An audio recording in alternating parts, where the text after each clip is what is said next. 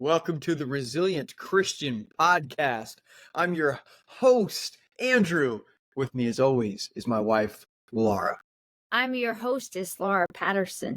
The hostess with the mostest. Hostess, yes.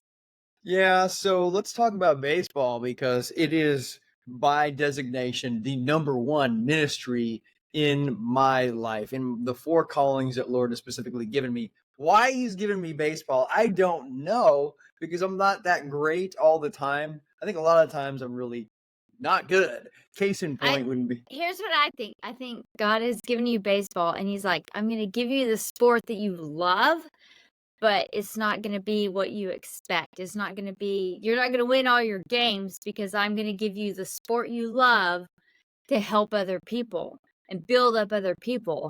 And you're going to do that through not being as great as you wish you were. But you do take losses all the time and use that to build up the people around you. And so I feel like God's like, yeah, you get baseball the way I want it. yeah, he's like today. He's like, here you go, man. You can play baseball. Yeah, you're gonna lose today and not perform well, but you can at least be with people in the dugout and the other team and treat them with respect and listen to them. And Yeah, that's how you get to hang over the wall like this. the You dugout get to rail. do that. Yeah, that is one of the Yes. greatest things. That is one of the greatest things. Yes. Is to, like, even though I've lost, I'm not doing well and I get pulled out of the game early, I'm like, I get to sit on the dugout rail like a baseball player and hang over it and talk to my buddies and watch the game. That is one of the greatest things. That's a very good Yeah. point.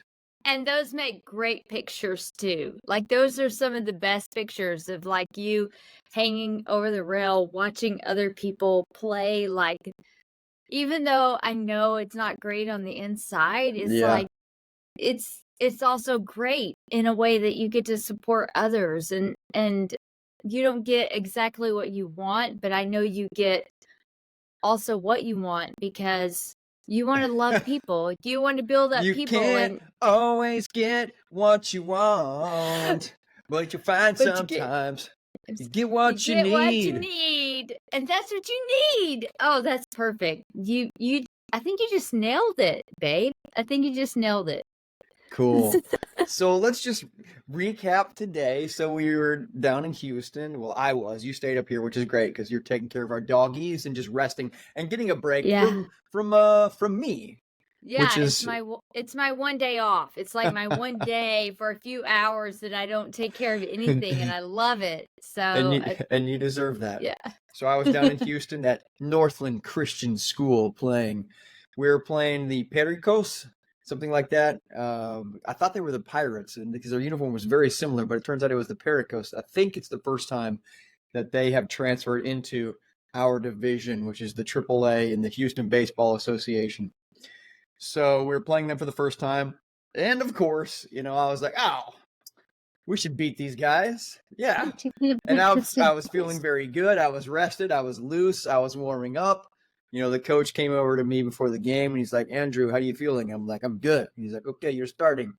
I'm like, because he's got a Spanish accent. That was kind of Spanish, kind of something else. I don't know what. He's like, "All right, you're starting." I'm like, "Cool, man. I got it. I feel good."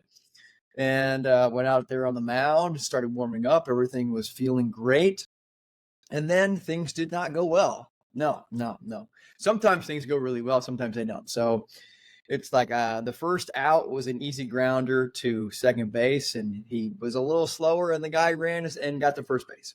I think the second out, one of the first, which should have been an out, it was an easy play again to first base, but it hit it back towards first base. So as the pitcher, I ran over to first base. He threw the ball to me, easy catch and tag the bag. But no, I dropped the ball. I'm like, why would I drop the ball? It's super easy. I don't know.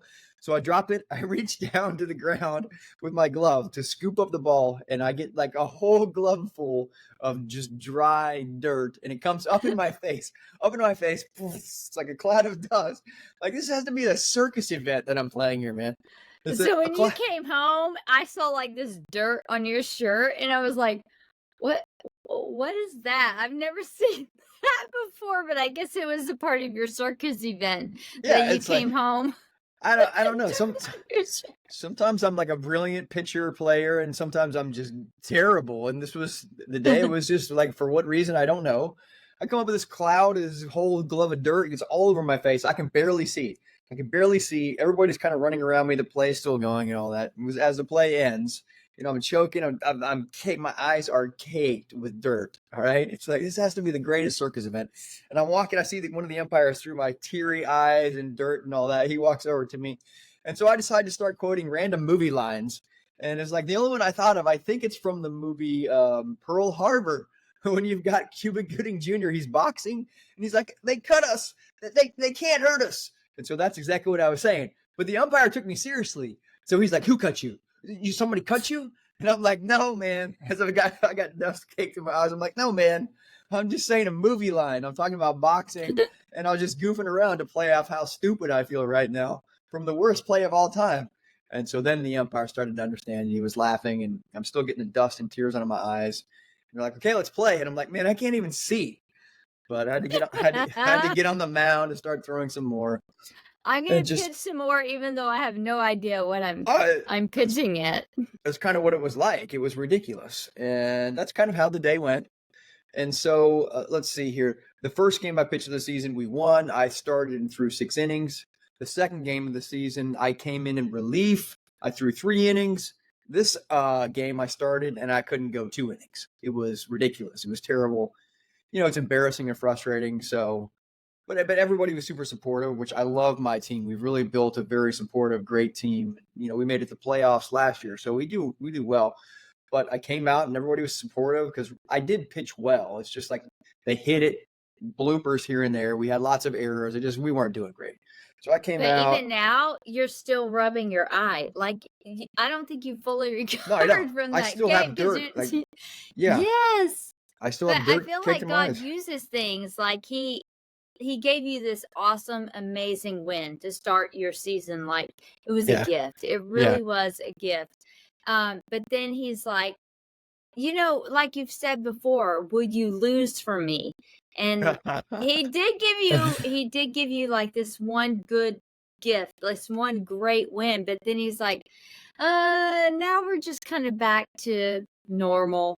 Yeah. The way it's gonna be, because you have to like take the losses and take the hurt and the pain of others and empower them and love them and say, "Hey, I'm gonna take this for you because I care about you and I want you to feel good and I want you to be successful." And I feel like that's something God gives to you week after week after week, of just taking the hurt and the pain of others and absorbing it, and then just encouraging and saying, "You know what? I love you, and that's the most important thing to me." Yeah, that's in baseball for sure, and all the other areas of my life. And like, I joke around, but it's very serious on this podcast before, is that God's called me to do exactly that. And I joke saying that God's called me to be his titanium garbage dumpster and to like take the trash from everyone. But that's true. I know that's one of my callings. It's one of the ministries to other people, and that allows them to unload those negative feelings and the hurt and the loss and the pain and the anger, and God has called me to take it, and I'll do it, and I want to do it. It's not easy because then I'm left with all of that garbage, and I'm like, okay, how do I release this as a person, and how do I not become that same negative festering thing on the inside? And I've learned over the years, and I'm definitely not perfect, but I also see the ministry that God uses for that. So yeah, And I've seen you really strengthen that in, honestly, the past year, where you have really taken on that idea of, I have to support people, I have to love people, and there are things I'm just gonna have to absorb and take on yeah, and take for other people so that they can be the best people they can be. And that is not easy. And I see that on a daily basis. I see the pain that causes. I see how in me, difficult that is for you. yeah, But I also see you go out there day after day after day and do it again and again and again and really work hard to just take it on and be the light of Christ. And it's never easy to be the light of Christ, truly, because when you look at the disciples and Jesus and what they went through, it was not an easy journey. It's not like they were like, yay, it was hard. They died. They were tortured. And on some level, I see that with you too, where you're trying to support and love people, but it's not an easy task at all. Yeah, there's a lot in there, but it's fine. I'm the fall guy. That's fine. It's my job. I'm the stunt man. I fall, I take it. Yes. I take the beating without You just the keep flipping and flipping and superstardom. flipping. It's what I Yes. do. Yeah, it's cool. Yes. But yes, it's a very good metaphor or analogy, and we apply that to multiple arenas in our lives. One of those is to baseball. And so when we lose and we don't do so well, I think I have learned how to carry that and still be joyful and uplift others around me. And that's hard because I don't feel good when I don't perform well in baseball. But it's in other places as well, right? Just people in normal life around us, and how can we uplift and serve them and kind of take the garbage. And that's not a very common thing in our society, is to serve people in a way that takes the garbage from them, because usually it's about, well, they did this to me, so they're not going to get anything from this point from me. And I understand that. It's just, if this is our Resilient Christian podcast, I know that one of the ways that the Lord has touched Lara and my heart is to say, okay, will you do this advanced level of service for people and take the garbage, take the trash, take their negativity, and love them anyway? And if we think about our models for that kind of pattern, it's Jesus, who's the ultimate model. It took all the trash and garbage and went up on the cross and said, I love you anyways. It's Jesus. Same thing as what the disciples did. So when we consider what it means to be a Christian these days, I know one of the callings that the Lord has had for me is to live that out myself, but also to encourage other people to take a look at the way the world is and the direction it's going, and to prepare to understand that it's going to be a pattern of adversity. And certainly there's the Lord with his hand on us, and he gives us direction and purpose and meaning and hope and salvation and joy. But I think during this time, and definitely the direction where the world is going, is I'm trying to inspire people to be prepared to take a lot of the adversity themselves and show the light of Christ anyway. And I had Yeah, a really I feel like God, I mean, one of the things that has really come to me recently is there's so much judgment and so much hatred and so much like finger pointing at the world, and God's like, I need you to love people. Because when they asked Jesus, what's the greatest commandment? He said, love the Lord your God, right? But then he went on and said, love your neighbor as yourself. And when people said, who's your neighbor? He went into this parable of the Great Samaritan. And people may not realize Samaritans were hated, despised. People did not like them, especially Jews, because they just were not what they were supposed to be. And I feel like God is calling us, and Christ is calling us more now than ever to love people, because they face so much judgment, and people are so filled with anxiety and self-hatred and questioning, and they just need to see the light of Christ. And how do you present the light of Christ? It's through love. It's through love and understanding and compassion. Jesus had so much compassion. And that's something that we have really got to incorporate and pick up on and make a part of our lives, because it's difficult. It's difficult to have compassion when people have other beliefs than you and other understandings. But Jesus said, be compassionate. And I have really, even just recently, been like, that is something that I have felt really burdened with, to be compassionate, be loving, show the love of Christ, because he hung out with the people that no one else wanted to hang out with. He hung out with the tax collectors, Yes, collectors, the those tax collectors. prostitutes, those Ew. dang tax collectors, Yeah, they and the take our money. prostitutes. We don't like the tax collectors. No, nobody likes them, right? But Jesus did. Jesus Yeah. loved them. Yeah. So, And that's hard because I think about just my environment at Texas A&M University. There's people from all different types of backgrounds. Yes, Texas A&M is definitely seen to be a conservative campus, but it's really not the case because nowadays there's people of all different backgrounds, and it's hard to say, okay, how can I walk in faith following Jesus as a Christian with conservative values when other people all around me want nothing to do with that and even celebrate different things? And from my best understanding, for who I believe God has called me to be, it's simply to love people the way Jesus did. Okay. So I know there's a lot of questions about, well, what do you do when somebody doesn't believe something? They're different from you. Like, I don't have that answer. I don't. I know what God's called me to do. I know my values and how Laura and I try to be reflective of Christ. But in the world where we are today, I know for Laura and I, what he's called us specifically to do is simply to love people and reflect the light of Christ. So that's where we start. one of the things I just remembered is you remember our pastor Chet Haney.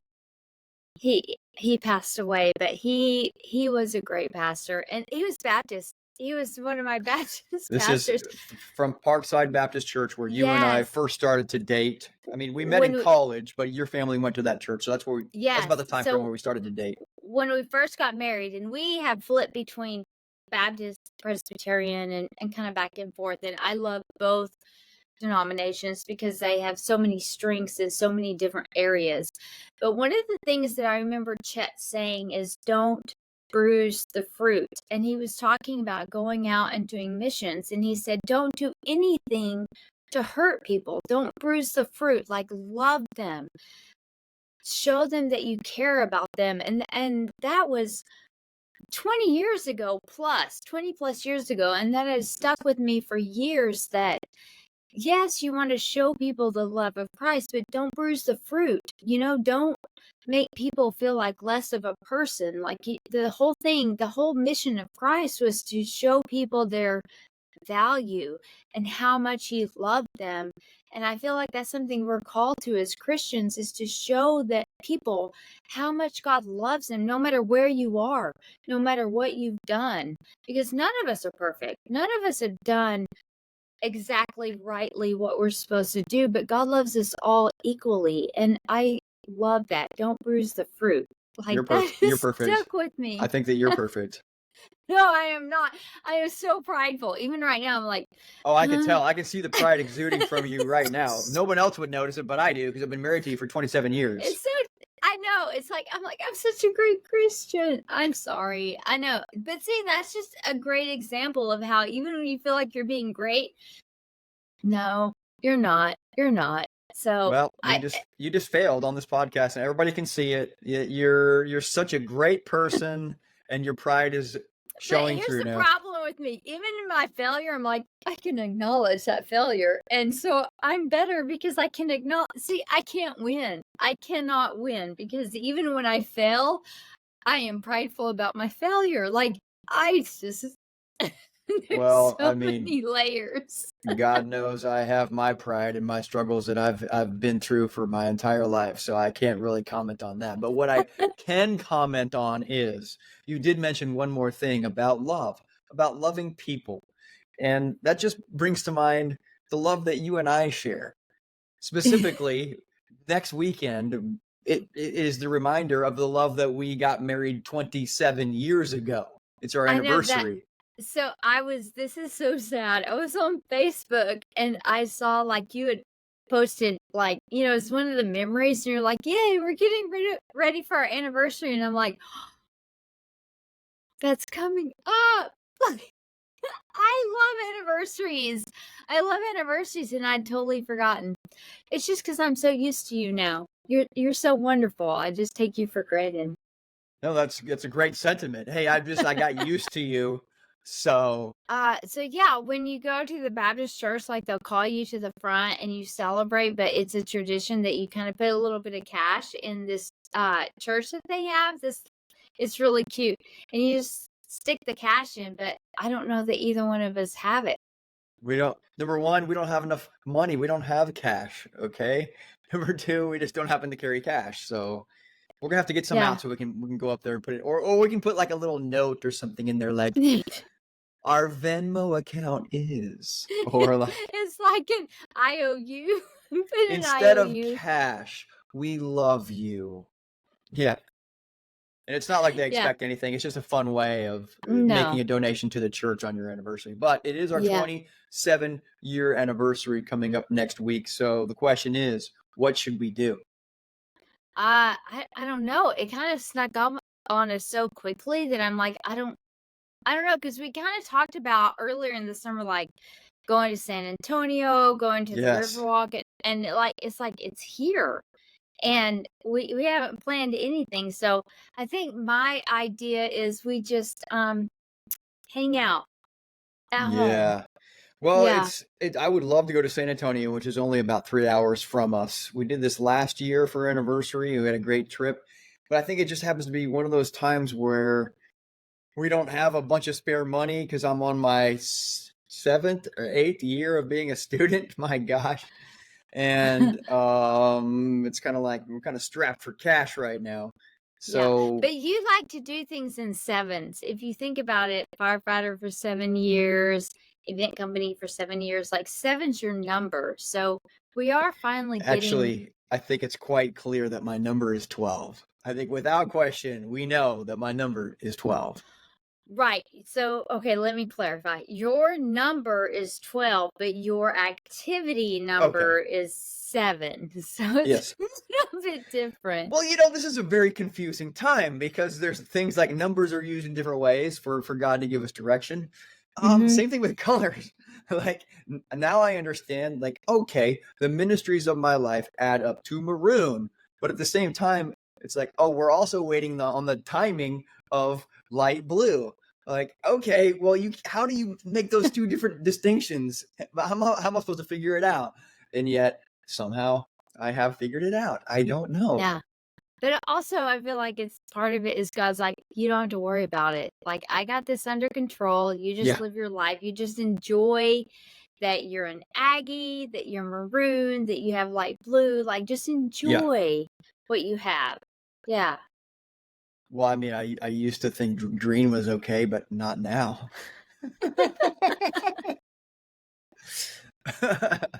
Moving on. So, what should we do for our anniversary? Let's just imagine we have money. So first off, Yeah. imagine we have money. What would we Okay. do? So I feel like if we had money, really honestly, all I would really want to do is just go to the river walk because I Yeah, love it. I love being down like where you can look over and see the people and just enjoy all the activity. And we had such a great time doing that not long ago. So I feel like yeah, I would love that. Or maybe going to Vegas because the times we've gone with our friends, we just hang out by the pool and we just chill like all day and then we go out to eat at night and it's just like super chill and super fun. Like those would be my two favorite things to do for our anniversary. Like either Riverwalk or Vegas would be okay. the two things. I'm Yeah. right there with you. If we had a week, I would say let's go to Vegas and just hang by the pool. But let's say we've got our weekend because both of us are teaching. And Mhm. so we don't want to compromise that. But let's say if we had a spare $1,000, it's not even too much. We could go stay at a five-star hotel for a couple nights in Mhm. San Antonio, and like we did last year. And we could eat a couple nice meals and just relax and enjoy clean sheets without any dogs or dog hair. Yes, all solid white sheets, super Yes. cold room with the Yes. TV, and you just relax in the air conditioning that you feel like you're not paying for. Like, obviously, you paid for it because you paid for the room. It's like, I can make it as cold as I want. And we could live on room service. Yeah, French fries French and Caesar fries. salad. Because I do carbs all the time now. Yes. Okay. That would be yeah, that would be an anniversary treat. I So, got you. I got you. Okay, so we've got our fake if we had a spare $1,000 27-year anniversary planned out. Now, what would we do if we're like, let's be conservative with cash and money right now. Let's just stay home. What are we going to do for our 27-year anniversary next weekend? so I think for reality, for our 27-year anniversary, I will go to your baseball game because I haven't been yet. So that will be my anniversary gift to Well, you. but that's only if we get the brown uniforms in because you have brown hair. You know what I mean? So, Yeah. Okay. so you gotta wait. Let's make sure we I get those know. uniforms in. I know. So, okay. So you probably won't have them because they probably won't even get here till mid-season. I know. I'm sure. So, yeah. So, okay, anniversary, we will, Well, it felt like you came today based on how I played. So I know. I was there in spirit. It's your game. I knew it was your No, fault. I knew it. yeah, it's always my fault. But I think for our anniversary, it's it would just be nice to just hang out and have no expectations and just do nothing and just enjoy each other's company. That And reminds me of the at Saturday Night Live skit. Lowered expectations. your mom says that. She's like, "If you lower your expectations, you'll never be disappointed." So I feel like that's what we need to do. Just lower expectations and it will be a great anniversary. I find that if you don't have any goals, you're never disappointed. And I gotta tell you, it feels phenomenal. It feels good. So Yes. yeah, let's not set any goals. Let's just hang out together. Okay. We'll have And to see like, about that. yeah. I feel like the perfect anniversary for me would be I have to do no cooking at all. At Um, all. I'm just not sure about that because I don't know what I would eat then. Okay, so the perfect anniversary for me would be the easiest cooking of all. Like Okay. hot dogs, uh, just like ground beef, just like put ground beef in a bowl and be like, "Here you go." Well, That would be the the perfect problem is anniversary. both you and I work and spend the day for the most part down in College Station. You know what? Most of the time I'm here in the afternoon back at home. But then we make that 40-minute drive home, and then it's like, okay, we want to go to a nice restaurant. It's a 40-minute drive back down there, and we're kind of like, Mhm. nah, I'd rather not do that because then the next day on Saturday I would drive all the way down to Houston. So, we Yeah, should just I give feel up like and be average. Yeah, let's I'm be fine. average and I'm be honestly comfortable. I'm fine with that. Like, I'm totally the person who's like, "Yeah, let's just be average. Let's just stay home." Like, that I'm that person, but you are not that person. That's You are correct. not that person. You are the person who's like, "Let's live life larger and Yeah. better, and let's pull people up." And I'm like, "Nah, I could just sit on the couch and be happy." No, don't get me wrong. I enjoy relaxing and kicking back on the couch as much as any other person. It's just in order to be able to do that, I have to really push and live at a high level and be excellent, do the best that I can. So, But it's nice because you pulled that level into our lives in so many ways, like through your school, your dissertation, like going through the PhD program. Like you're constantly pushing us and living at that higher level. And then I'm the person who's like, um, but let's just sit on the couch and relax. And it's a really good balance, because we have you and even with our movies, you pushed me in so many ways, like to be the art director and just step out of my comfort zone and really accomplish things that I'm so happy with. But at the same time, I'm like, but we should take some time off and relax and just enjoy time together. And it's a great balance. And so I feel like for our anniversary, with the start of school going on, with you starting all your classes, I'm going to say this is probably like when we should lean more towards my way of thinking and just be like, let's enjoy each other.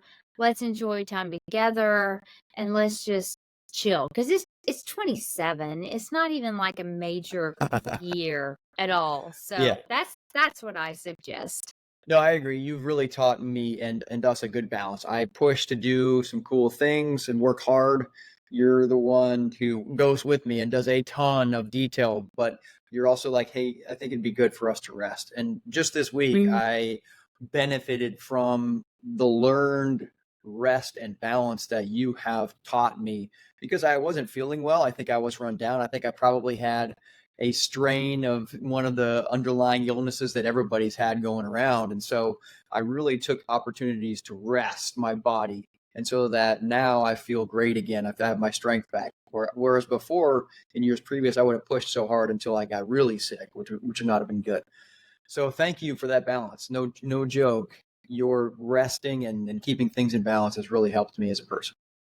So that's what we're gonna do for our anniversary. We're gonna rest, and keep things in balance, and, I'm not gonna have to cook. That's all I ask for What for are, what are my we gonna anniversary. do? Order pizza from the town 11 miles away? No, no pizza, no pizza. Oh, I know. I'm Don't trying to slim down. I'm trying to see. Yeah, I'm at 190. This morning I was 193, but it's pretty lean, pretty cut 193. It's not perfect yet. yes. But Yeah, if you're I if I looking could good, get but if I could get to where I wanted to get, it'd be like 180, which is 13 more pounds. Like, oh my gosh, I don't know how I'm gonna get there, but yeah. you will look like Skeletor at that point, but I would say I don't want pizza because it would taste so good in the moment, but then afterwards, it would just feel terrible. We would both feel terrible, so I just wanna relax, I wanna eat healthy stuff and just enjoy being together. That's all I care about. Okay. For our anniversary, if we don't get a spare $1,000 in the next week, which we've got credit card debt building up, so I don't know where a spare $1,000 would go. Yeah. Lara's car needs an air conditioning repair, $1,700. Okay. Plus, we still haven't paid for the sliding door. They Oh man, haven't sent us I the got the bill for invoice. that yet. I have the invoice for that. Yeah, so it's fine. Yeah. Don't worry about So, that. it's been rough. It's been a rough summer, but, God Financially, is Yes. But God financially, is good. He takes care of us and, you just deal with it, right? you sound really prideful about Oh, great. Okay. that. So I think we should end by saying one reason why we love the other person because it's going to be our 27-year anniversary next week. So I will start by saying that I've mentioned it before. Number one, why I chose to marry you, why I love you is I said, will you go on the adventure with me? It's probably going to be pretty hard. And you're like, yeah, let's go. And I needed you. I appreciate that. So that's my reason. Why Well in the world do you love me? okay, so I love you because when I said I'll go on this adventure with you, I had no idea.